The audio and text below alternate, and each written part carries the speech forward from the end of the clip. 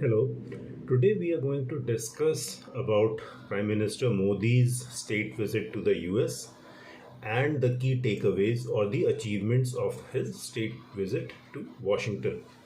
Prime Minister Modi traveled to Washington on June 20, and on June 21 he attended the International Yoga Day celebrations at the UN headquarters.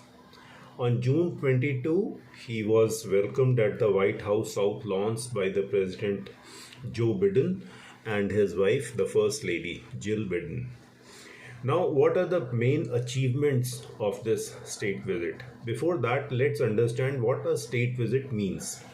The state visit in this case means that one state, in this case the United States of America, is inviting another state, in this case India, for an official visit.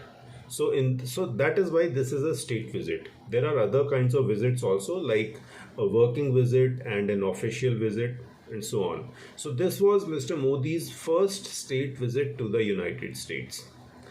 The state visits are also marked by the address of the visiting dignitary, in this case the Prime Minister, to the US Congress, as well as a 21-gun salute to the visiting Prime Minister, in this case Mr. Modi.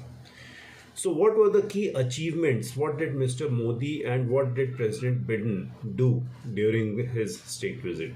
First of all, there was a military agreement between the two countries.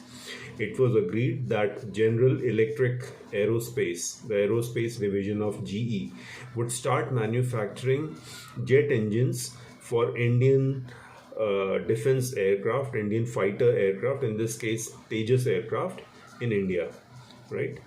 The second thing was that US will also be supplying 31 drones, Predator drones, to India, and these drones would be used for securing our borders with China and Pakistan.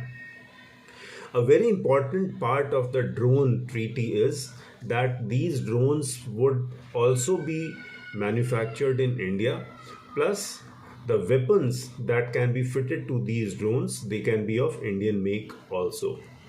It's important to note that these drones won't be divided equally among all the three services. Now, since we have a chief of the defense staff, the chief of the defense staff will decide on the basis of the battle theater concept which force, whether it is Indian Air Force or the Navy, gets how many drones and for what purpose. The second important part of this treaty was the Artemis Accords. You would probably know that Artemis Accords is a space-related treaty that is signed between US and several other nations. Now the number of nations is 28, on the peaceful exploration of outer space. Now, based on the Artemis Accords, which is actually a non-binding treaty, India and the US have agreed for a joint space mission in 2024. An important part of Artemis Accords is the peaceful use and exploration of outer planets like Mars and other planets. The third part of of Mr. Modi's visit to the United States was with regard to the visa related problems. As you would know that there has been a phenomenal delay in the issuing of H-1B visas to Indian professionals who are working in the United States. So during Mr. Modi's visit, the US State Department said that, okay, we'll be rolling out a new process wherein Indian professionals who are already working in the United States don't have to go back to India to get their H-1B visas renewed. They can get this done even within the country as well. So this is a great help to Indian professionals who are working in the United States. It should be mentioned that out of the 64 or 65,000 H-1B visas that are issued by the United States every year, Indians get nearly 43 or 44,000 visas. So this mobility problem or the visa problem was a key problem that had to be resolved between the two countries in order to deepen the relationships between New Delhi and Washington. Now let's come back to another important part, which is the supply chain augmentation part of the Indo-US relationship. As you would know that US is gradually getting worried about its relationship with China, and China is a major destination or a major country where semiconductors are being made. Now, in order to help India get over its semiconductor related problems, a company called Micron Technology has agreed to set up its plant here in India, in Gujarat. It would be $225 million plant in Gujarat, and there would be other companies also which would be coming up and setting up semiconductor related factories and manufacturing facilities all over the country.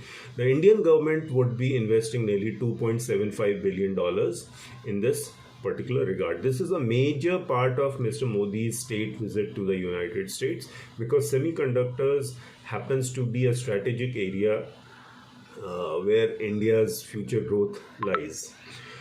AI or artificial intelligence is also another key important area where both the two countries agreed to help each other or to cooperate in artificial intelligence related technologies. Telecom is also an important area where the US has said that it would help Indian companies in rolling out 5G and 6G technologies.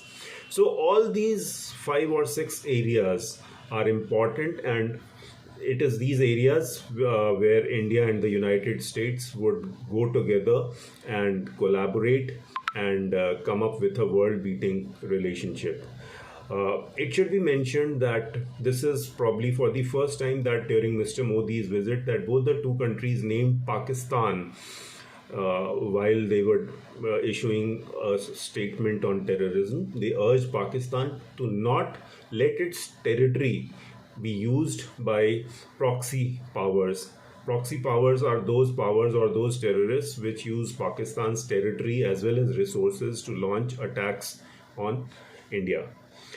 It should also be mentioned that India, in this case Mr. Modi, emphasized that India is a democratic country and democracy is the foundation of the Indian civilizational state. So these are the broad or the key points of Mr. Modi's state visit to the United States, and I'll keep on updating you about whatever is happening in the current affairs of India. So keep tracking this YouTube video. Please like it and subscribe it, and whenever I put up a new content, you'll immediately get it as part of the notifications. Thank you for watching this video.